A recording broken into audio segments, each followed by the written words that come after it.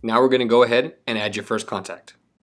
First, you're going to go ahead and click on the People tab, and if you look over on the right hand side, you're going to see Add Person. Go ahead and click on that.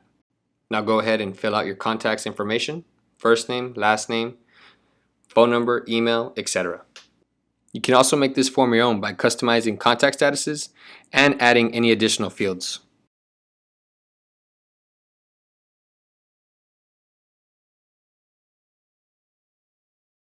Go ahead and click on Add once you've put in all the information, and then you're going to visit your contact's profile by clicking on their name.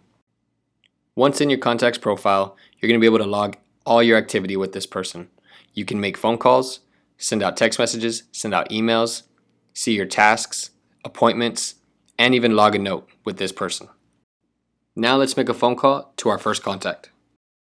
You can do this by selecting the Make a Call tab and then clicking on Call Now.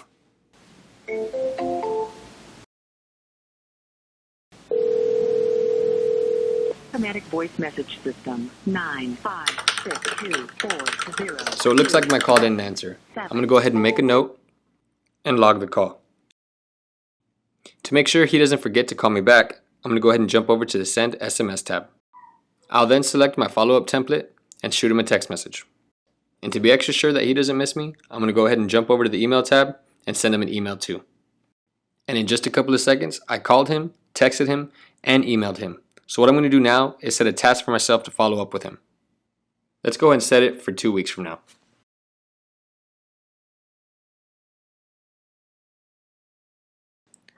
Oh, would you look at that? Our contact just reached out to us and he's ready to meet tomorrow. Now let's jump over to the Schedule tab and set our appointment for tomorrow.